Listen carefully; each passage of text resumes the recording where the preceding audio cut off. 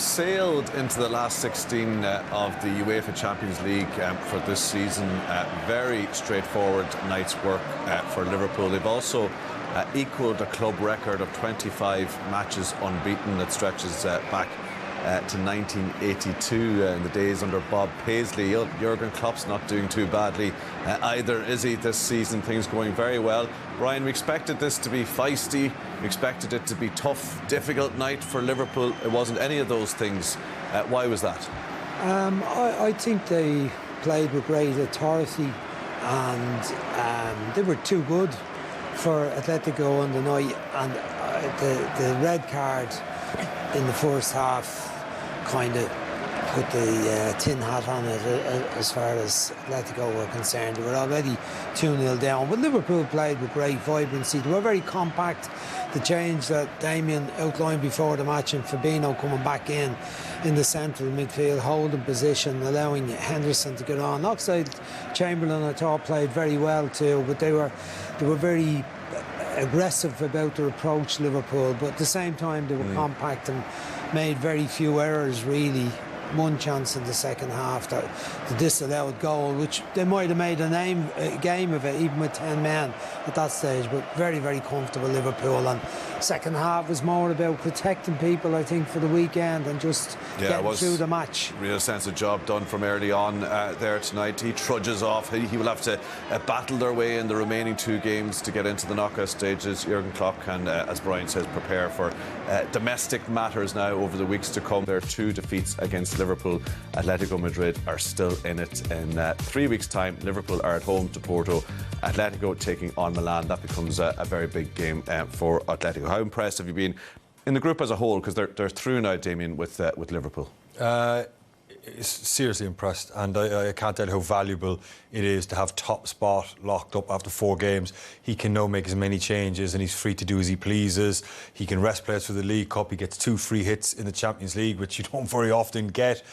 He can leave players at home for the away trip out to Milan, and that's invaluable for them. But they were brilliant tonight. Breathtakingly good in the first half, applying the pressure, getting the noses in front. And then the second half, I know from our point of view, it looks like it petered out, nothing happened. But there's a skill in that from Liverpool to kill the game, get it over the line, and only exert as much energy as they had to. Breathtaking in the first half, and you're going to look at the ways that they broke down what is, as we know over the years, an incredibly hard team to break down in Atletico. Yeah, they were brilliant. You know, this goal was fantastic, well worked. Jordan Henderson spent an awful lot of time over on that right wing in the first half. We're going to talk about that later. And here, the overload they created at the back post. Felipe just thinks, I'll do Mane, leaves Jota thinking that Trippier will tuck in and do it, but they're not quite sure that Oxlade-Chamberlain is providing the overload there, and Trippier is saying, I've got to do Chamberlain, you've got to do Jota, and that's the decision that they create. And then it's the second goal here. Yeah, Mane picks it up, Jota's pass off the throw-in, and look at the strength of him pushing the ball off, helps her on to Henderson, moved on again sharply, and a great pick out by Alexander-Arnold. Look, he drives it into the path of Mane. Brilliant finish, and Mane had a really, really good game tonight. Got a lot of kicking and booting and tackling and pushing, but he showed his class in the build up to the goal and then the finish itself. And he's back on really top form. The whole unit, the front four, Firmino playing different way, drops back in midfield, breaks things up when the opposition are trying to attack, but then he sets it up for Liverpool. Just that unit, or whichever combination of the three of the four that play were superb tonight. They all were on the pitch. The only worry is that Firmino has picked up an injury. Arrigo Sacchi did an interview, the great AC Milan manager from the 80s and 90s with Jamie Carragher in one of the English papers last week, and he described Liverpool, having watched them in the game against United, as the way the team is put together as a masterpiece of management, and the way that they all understand each other and work together as a team. Is that a sentiment you'd agree with? Well, they're certainly one of the most exciting teams that you can watch in football. It's a masterpiece. Well, I showed some stuff before the match which wasn't. I wouldn't have thought Sachi was that impressed by the defending in some of the games recently. They've conceded goals in 2 on Saturday. Didn't concede tonight. The couple against Atletico in the first game.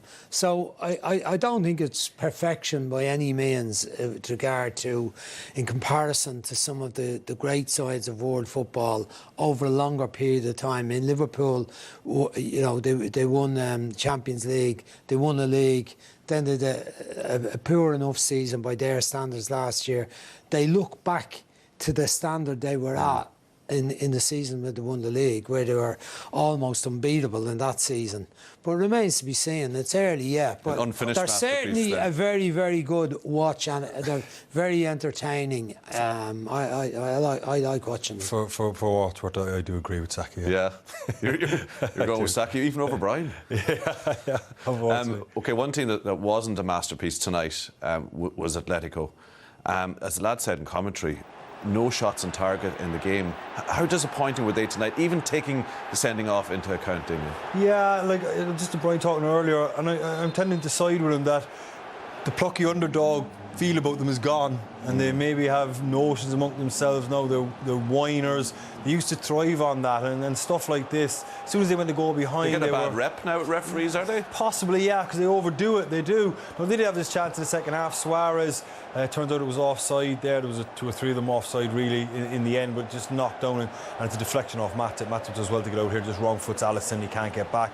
But you know, if that was given, then unfortunately for Liverpool, you know, they might have got a head of steam up and made life's difficult for them. Then a couple of moments like this, and I mean, we're nitpicking really here. You know, the communication between Matip and Van Dijk there really sorted that one out, even though they get someone in on the overlap.